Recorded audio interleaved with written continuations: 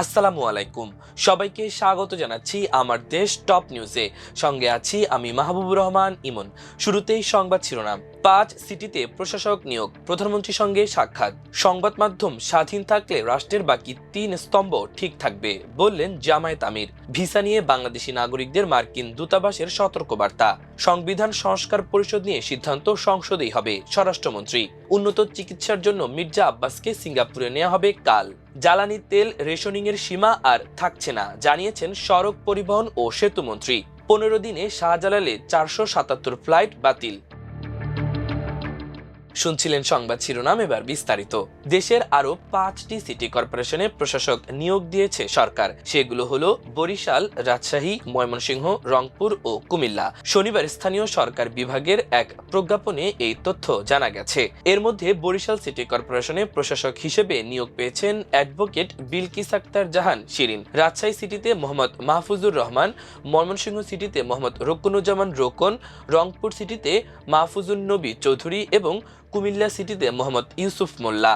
সদ্য নিয়োগ পাওয়া ৫ সিটি কর্পোরেশনের নতুন প্রশাসকেরা প্রধানমন্ত্রী তারেক রহমানের সঙ্গে সাক্ষাৎ করেছেন। শনিবার দুপুরে সংসদ ভবনে তারেক রহমানের কার্যালয়ে গিয়ে তার সঙ্গে দেখা করেন তারা।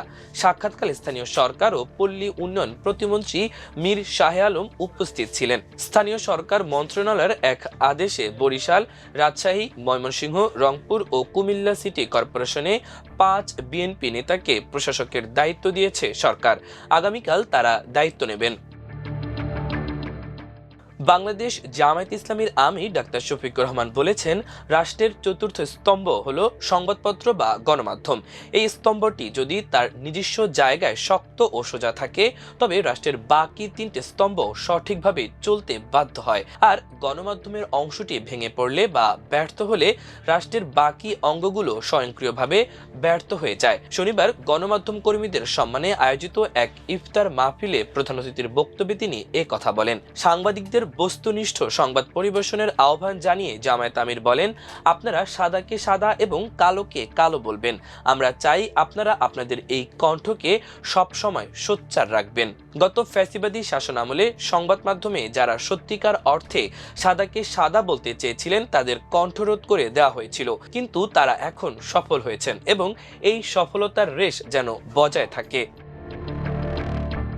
ভিসা নিয়ে বাংলাদেশি নাগরিকদের জন্য নতুন করে সতর্কবার্তা জারি করেছে ঢাকায় অবস্থিত মার্কিন দূতাবাস। দূতাবাস জানিয়েছে, ভ্রমণের সময় নিজের খরচ বহনের মতো পর্যাপ্ত আর্থিক সক্ষমতা না থাকলে বা সরকারি সুবিধার অপব্যবহার করলে নন ইমিগ্রেন্ট ভিসা বাতিল হতে পারে। এমনকি এসব কর্মকাণ্ড ভবিষ্যতে যুক্তরাষ্ট্রে প্রবেশের ক্ষেত্রে স্থায়ী অযোগ্যতার কারণও হতে পারে।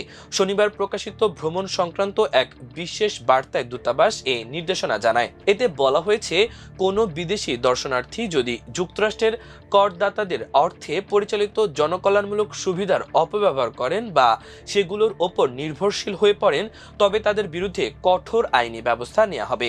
দূতাবাসের সতর্কবার্তায় উল্লেখ করা হয়, পর্যটন, ব্যবসা, শিক্ষার্থী, সাংবাদিকতা কিংবা ট্রানজিট সব ধরনের নন ইমিগ্রেন্ট ভিসাধারীদের ক্ষেত্রেই এই নিয়ম কঠোরভাবে প্রযোজ্য হবে। আরও বলা হয়েছে, যুক্তরাষ্ট্রে ভ্রমণের সময় নিজের খরচ নিজে বহন করার মতো সক্ষমতা আছে কিনা তা আগেভাগেই নিশ্চিত করতে হবে। বিশেষ করে কোনো অনাকাঙ্ক্ষিত পরিস্থিতি বা চিকিৎসাজনিত জরুরি অবস্থায় যারা করদাতাদের অর্থে পরিচালিত চিকিৎসা বা অন্যান্য সুযোগ সুবিধা গ্রহণ করবেন তাদের ভিসা তাৎক্ষণিক বাতিল হওয়ার ঝুঁকি রয়েছে। দূতাবাস কর্মকর্তারা জানিয়েছেন, যুক্তরাষ্ট্রে ভ্রমণের আবেদন করার সময় আর্থিক সচ্ছলতার প্রমাণ দিতে হবে, কিন্তু অনেক সময় দর্শনার্থীরা সেখানে গিয়ে স্থানীয় সরকারি সুবিধা বা বিনামূল্যে পাওয়া যায় এমন সেবার উপর নির্ভরশীল হয়ে পড়েন। বর্তমান পরিস্থিতিতে এই ধরনের অনিয়ম রোধে ওয়াশিংটন আরও কঠোর অবস্থান নিয়েছে। দূতাবাস অনুরোধ করেছে সকল পর্যটক যেন তাদের সম্ভাব্য জরুরি খরচ সহ সামগ্রিক ভ্রমণের জন্য পর্যাপ্ত তহবিলের প্রস্তুতি রাখেন।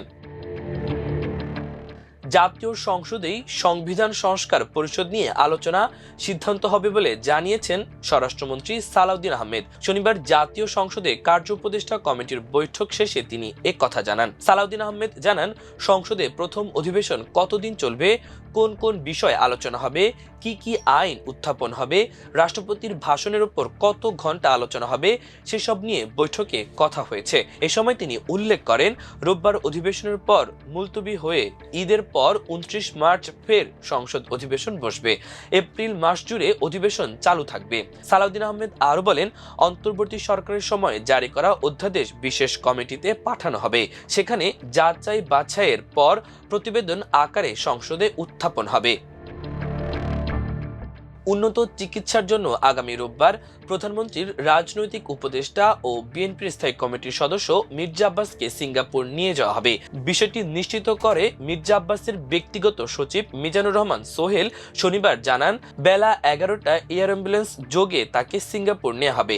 মির্জা আব্বাসের সহধর্মিণী ও জাতীয়তাবাদী মহিলা সভানেত্রী আফরোজা আব্বাস এবং জ্যেষ্ঠ সন্তান মির্জা ইয়াসির আব্বাস তার সঙ্গে যাবেন। এর আগে রাজধানীর এভারকেয়ার হাসপাতালে গত শুক্রবার মস্তিষ্কের অস্ত্রোপচারের পর বিএনপির স্থায়ী কমিটির এই সদস্যকে নিবিড় পর্যবেক্ষণে রাখা হয়েছে। শনিবার মির্জা আব্বাসের মস্তিষ্কের সিটি স্ক্যান করা হয়, যার প্রতিবেদন ভালো এসেছে বলে জানিয়েছেন বিএনপির স্বাস্থ্য বিষয়ক সম্পাদক রফিকুল ইসলাম। এর আগে গত বৃহস্পতিবার ইফতারের সময় হঠাৎ জ্ঞান হারিয়ে ফেলেন মির্জা আব্বাস। পরিস্থিতির অবনতি ঘটলে রাতে রাজধানীর এভারকেয়ার হাসপাতালে ভর্তি করা হয় তাকে। পরে তার মস্তিষ্কের সিটি স্ক্যান করা হয়েছিল।